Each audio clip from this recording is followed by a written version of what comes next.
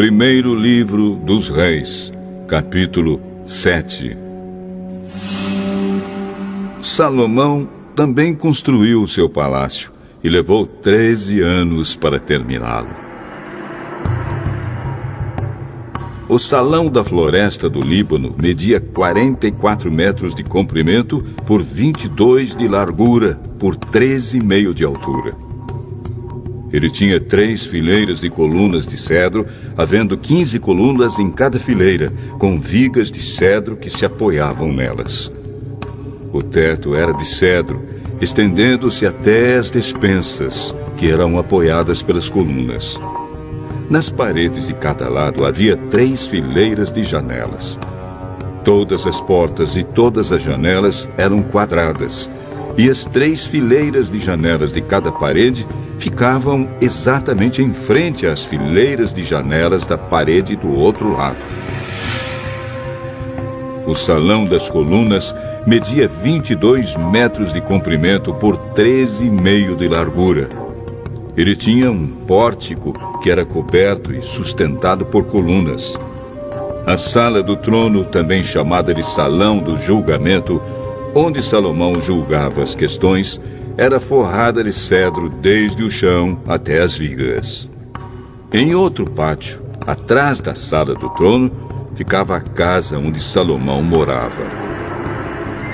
A construção era do mesmo estilo das outras. Salomão também fez uma casa do mesmo tipo para sua esposa, a filha do rei do Egito. Todas essas construções e também o grande pátio foram feitos de pedras escolhidas, desde os alicerces até a beira do telhado. As pedras foram preparadas na pedreira e cortadas sob medida, sendo os lados de dentro e de fora cortados com serras. Os alicerces foram feitos com pedras grandes preparadas na pedreira. Algumas tinham 3,5 metros de comprimento e outras 4,5 metros de comprimento.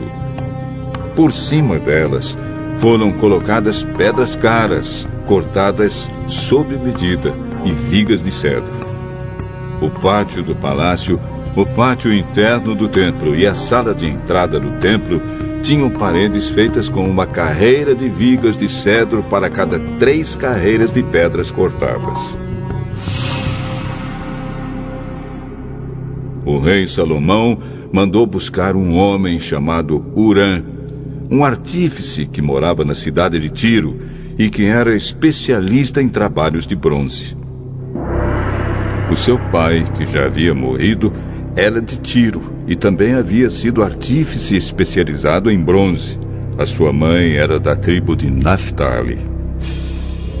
Hurã era um artífice inteligente e capaz. Ele aceitou o convite de Salomão e se encarregou de todo o trabalho em bronze. Hurã fundiu 2 colunas de bronze, cada uma com 8 metros de altura e 1,70 metro de diâmetro, e as colocou na entrada do templo.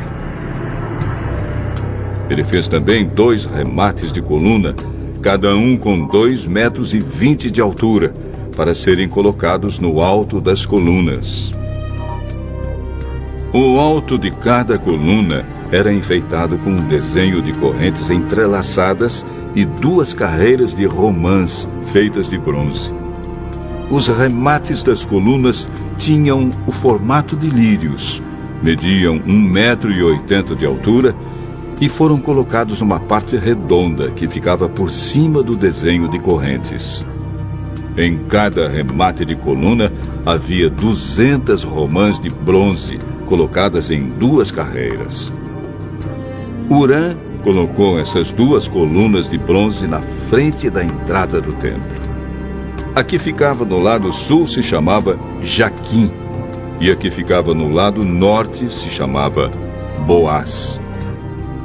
Os remates das colunas em forma de lírios, feitos de bronze, estavam no alto das colunas, e assim foi terminado o trabalho das colunas. Hurã fez um tanque redondo de bronze com 2,20 metros de profundidade, 4,40 metros de diâmetro e 13,20 metros de circunferência.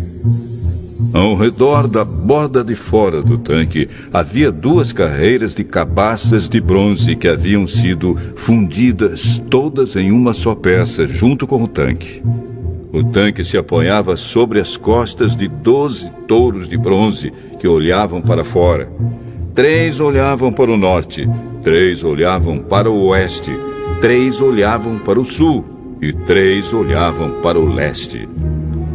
A grossura das paredes do tanque era de 4 dedos. A sua borda era como a borda de um copo, curvando-se para fora como as pétalas de um lírio. A capacidade do tanque era de mais ou menos 40 mil litros. Huram fez também 10 carretas de bronze. Cada uma media 1,80 metro de comprimento, 1,80 metro de largura e 1,30 metro de altura. Elas foram feitas de painéis quadrados que eram montados em molduras. Nesses painéis havia figuras de leões, touros e querubins. E nas molduras acima e abaixo dos leões e dos touros havia desenhos de espirais em relevo. Cada carreta tinha 4 rodas de bronze com eixos de bronze. Nos 4 cantos havia apoios de bronze para uma bacia. Os apoios eram enfeitados com figuras de espirais em relevo. No alto havia uma guarnição redonda para a bacia. Essa guarnição passava 45 centímetros para cima do alto da carreta e 18 centímetros para baixo, para dentro dela. Ao redor dela havia entalhes. As rodas tinham 67 centímetros de altura. Elas ficavam debaixo dos painéis e os eixos eram feitos em uma só peça com as carretas. As rodas eram como as rodas de uma carruagem. Os seus eixos, bordas, raios e os seus cubos eram todos de bronze. Havia 4 apoios nos cantos, debaixo de cada carreta, os quais formavam uma só peça com a carreta. Havia uma braçadeira de 22 centímetros ao redor do alto de cada carreta.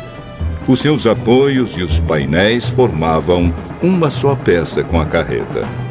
Os apoios e os painéis eram enfeitados com figuras de querubins, leões e palmeiras, que cobriam todo o espaço que havia, e ao redor dessas figuras havia desenhos em espiral. Foram assim então que as carretas foram feitas. Todas elas eram iguais, tendo o mesmo tamanho e formato.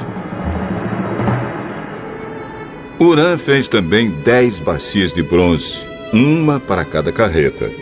Cada bacia tinha 1,80 metro de diâmetro e a sua capacidade era de mais ou menos 830 litros. Ele colocou 5 carretas no lado sul do templo e as outras 5 no lado norte.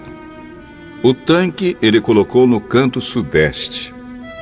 Huram fez também caldeirões, pás e bacias, e assim terminou todo o trabalho encomendado pelo rei Salomão para o templo do Senhor. Esta é a lista do que ele fez: 2 colunas, 2 remates em forma de taças, que ficavam em cima das colunas, desenhos de correntes entrelaçadas de cada remate, 400 romãs de bronze em 2 carreiras de 100 ao redor do desenho de cada remate, 10 carretas, 10 bacias, um tanque, 12 touros que sustentavam o tanque, caldeirões, pás e bacias. Todos os objetos destinados ao templo que Huram fez para o rei Salomão eram de bronze polido. O rei mandou que tudo fosse feito na fundição entre Sucote e Sartã, no vale do rio Jordão. Salomão não mandou pesar esses objetos de bronze, porque eram muitos, e por isso seu peso nunca foi calculado. Salomão também mandou fazer para o templo os seguintes objetos de ouro: o altar, a mesa para os pães oferecidos a Deus, os 10 castiçais que ficavam em frente ao lugar santíssimo, 5 no lado sul e 5 no lado norte, as flores, as lamparinas e as tenazes, as taças, as tesouras de cortar pavios de lamparinas, as bacias, os pratos para o incenso e os braseiros, as dobradiças para as portas do lugar santíssimo e para as portas do templo que davam para fora. Todos estes objetos foram feitos de ouro.